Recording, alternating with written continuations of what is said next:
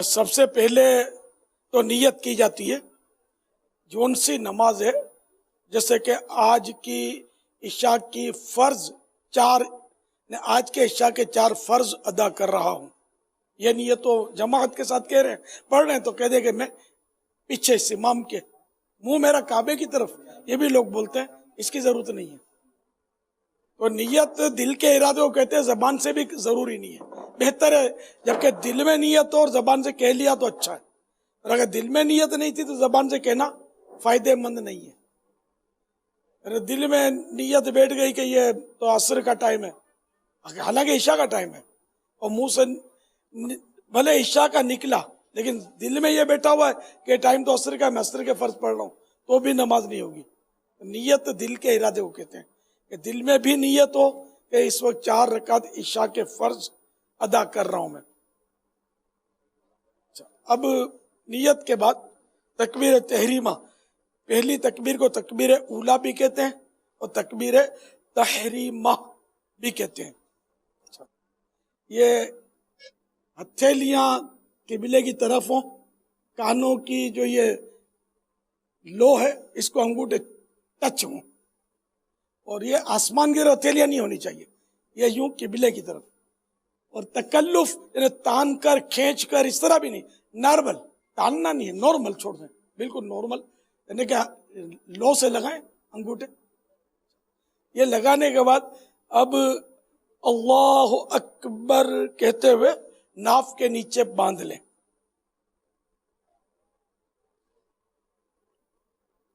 اچھا، اب اللہ اکبر کے بھی چند مسائل عرض کر دوں۔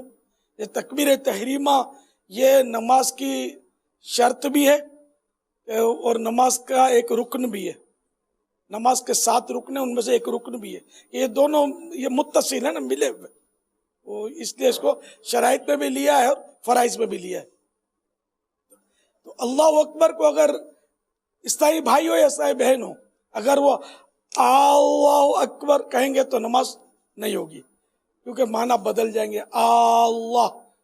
یعنی کیا اللہ ہے، یہ سوال بن جائے گا، تو اللہ نہیں کہنا، پھر اکبر، اللہ اکبر یہ بھی نہیں کہنا ہے، کہ اس سے بھی نماز نہیں ہوگی، مطلب شروع ہی نہیں ہوگی یہ کہیں گے تو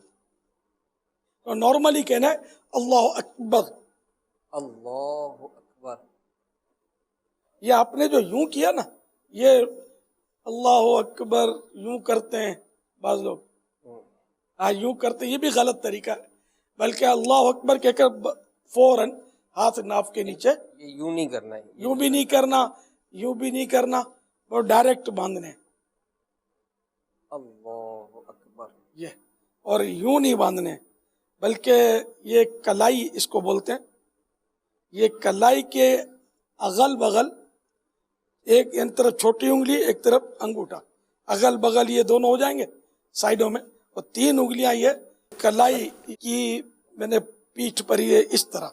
یہ 3 انگلیاں اس طرح اوپر رکھنی ہے، کھچم تانی نہیں کرنی کسی بھی کام میں۔ یہ جو ورزش کے اصول ہے نا، ایکسرسائز کے، اس میں بھی کھچم تانی منع ہوتی ہے، اور نارمل قدرتی جو انداز ہوتا ہے، صرف قدرتی انداز میں 3 انگلیاں آپ اوپر رکھیں گے۔ امیر علیہ السلام سے عرض ہے کہ یہ جو پیر بھی جو ہے نا ہمارے بعض اوقات یہ اس انداز سے بھی ہوتے ہیں، بعض اوقات یہ اس طرف یوں مطلب دائیں بائیں گھومے ہوئے ہوتے ہیں، تو اس کا کیا طریقہ ہے کہ اس کا طریقہ یہ کہ دونوں پاؤں کے درمیان 4 انگل کا فاصلہ ہو، 4 انگل کا اندازاً، اور انگلیاں قبلے کی طرف ہی رہیں گی آلریڈی، تو یہ 4 انگل کا فاصلہ رکھنا یہ ایک اچھا کام ہے، مستحب کام ہے۔ اگر زیادہ انگلوں کا فاصلہ ہو گیا گناہ گار نہیں ہے، لیکن یہ کہ بہتر یہ کہ مستحب پر بھی عمل کیا جائے۔ اور یہ بعض لوگ یوں کرتے رہتے ہیں، انگلیاں یوں بلا ضرورت اٹھاتے رہتے ہیں، انگوٹھا اٹھاتے ہیں، انگلیاں اٹھاتے ہیں، تو یہ بلا ضرورت کرنا عبث ہے، اور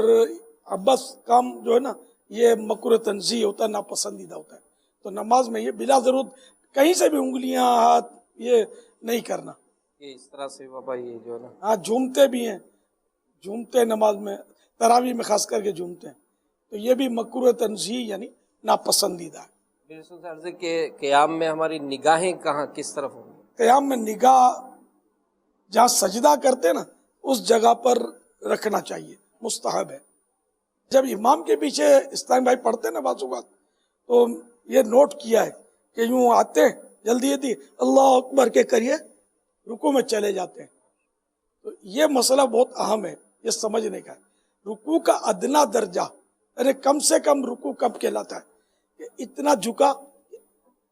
ہاتھ بڑھ گئے، میرے گھٹنوں تک پہنچ گیا، اب یہ رکوع ایک رکوع کا ادنا درجہ تھوڑا سا درجہ ہو گیا، پورا رکوع یہ نہیں ہوا ہے ابھی، بس یہ ہاتھ گھٹنوں تک پہنچ گئے۔ تو اگر اس سے پہلے اللہ اکبر یہ پورا اگر شامل ہونے والے نے ختم کر دیا تب تو وہ رکعت میں شامل ہو گیا ہے، جبکہ امام صاحب رکوع سے اٹھے نہیں ہیں، تھوڑی سی بھی شرکت ہو گئی نا امام کے ساتھ تو ان کو مل جائے گا رکوع اور نماز، یہ رکعت ان کی ہو جائے گی۔ اگر انہوں نے اس طرح کیا کہ جیسے کہ اللہ اکبر، یہ رکوع میں جانے کے بعد اللہ اکبر اس کا پورا ہو رہا ہے تو اس کو یعنی کہ نماز ہی نہیں ہوگی۔ کہ تکبیر تحریمہ کے لیے قیام بھی فرض تھا، کھڑے کھڑے کہنا تھا فرض نمازوں میں، تو یہ وطر میں فرض میں اس کے مسائل یہ بہت پھر تفصیلی مسائل ہیں اس کے، تو یہ مطلب انداز کرتے ہیں بعض لوگ، بیچاروں کی نماز اس طرح ہوتی ہی نہیں ہے۔ اگر امام صاحب کے ساتھ شامل ہونا ہو تو طریقہ کیا ہوگا؟ امام صاحب کے ساتھ شامل ہونے میں بھی ایک مسئلہ ہے۔ امام جب اللہ اکبر کہتا ہے نا تو اس وقت امام جب